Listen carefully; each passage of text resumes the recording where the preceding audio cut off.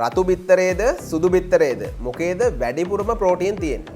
right. බිත්තරේ පාට වෙනස් වුණා කියලා ප්‍රෝටීන් ප්‍රමාණය වෙනස් වෙන්නේ නැහැ. සාමාන්‍ය මීඩියම් සයිස් බිත්තරයක ප්‍රෝටීන් ග්‍රෑම් 6ක් තියෙනවා. ඒ වගේම කැලොරිස් 72ක් තියෙනවා. හරි. එතකොට පාටින් නෙමේ බිත්තරවල ප්‍රමාණය අනුව බිත්තරේ සයිස් එක අනුව තමයි ප්‍රෝටීන් ප්‍රමාණය වෙනස් වෙන්නේ. අද කියන්නේ යන්නේ මේ බිත්තර ගැන නෙමෙයි. අද කියන්නේ යන්නේ මහත් වෙන කට්ටියන්ට. ඒ කියන්නේ weight gain කරන කට්ටියන්ට අනිවාර්යෙන් ඔයාලා ජිම් එකකට ගිහලා ට්‍රේනින් කරන්න. මොකද ජිම් එකේදී ඔයාලට මැෂින්ස් තියෙනවා. ඔයාලට ඉන්ජර්ඩ් වෙන්න තියෙන chance එක අඩුයි මැෂින්ස් වල ට්‍රේන් කරද්දී.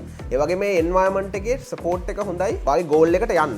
මොකද එන්වයරන්මන්ට් එකේ කට්ටිය ට්‍රේන් කරනවා. එතකොට ඔයාලට හැමදාම ජිම් එකට යන මොටිවේෂන් එක තියෙනවා. එහෙනම් අනිවාර්යෙන් ජිම් එකට ගිහලා ට්‍රේනින් කරන්න. ජිම් එකට ගිහලා ට්‍රේනින් කරන්න, දිගටම ට්‍රේනින් කරන්න, ප්‍රෝග්‍රෙසිව් ඕවර්ලෝඩ් කරන්න, හරියට වර්ක්අවුට් ප්ලෑන් එකකට අනුව ට්‍රේනින් කරන්න. ඔයාට පුළුවන් ඔයාගේ ගෝල් එකට යන්න. රතු බිත්තරේද සුදු බිත්තරේද මොකේද වැඩිපුරම ප්‍රෝටීන් තියෙන්නේ? right. බිත්තරේ පාට වෙනස් වුණා කියලා ප්‍රෝටීන් ප්‍රමාණය වෙනස් වෙන්නේ නැහැ. සාමාන්‍ය මීඩියම් සයිස් බිත්තරයක ප්‍රෝටීන් ග්‍රෑම් 6ක් තියෙනවා. ඒ වගේම කැලොරිස් 72ක් තියෙනවා. හරි. එතකොට පාටින් නෙමේ බිත්තරවල ප්‍රමාණය අනුව බිත්තරේ සයිස් එක අනුව තමයි ප්‍රෝටීන් ප්‍රමාණය වෙනස් වෙන්නේ. අද කියන්නේ යන්නේ මේ බිත්තර ගැන නෙමෙයි. අද කියන්නේ යන්නේ මහත් වෙන කට්ටියන්ට. ඒ කියන්නේ weight gain කරන කට්ටියන්ට අනිවාර්යෙන් ඔයාලා ජිම් එකකට ගිහලා ට්‍රේනින් කරන්න. මොකද ජිම් එකේදී ඔයාලට මැෂින්ස් තියෙනවා. ඔයාලට ඉන්ජර්ඩ් වෙන්න තියෙන chance එක අඩුයි මැෂින්ස් වල ට්‍රේන් කරද්දී. ඒ වගේම මේ එන්වයරන්මන්ට් එකේ සපෝට් එක හොඳයි. ඔයාගේ ගෝල් එකට යන්න.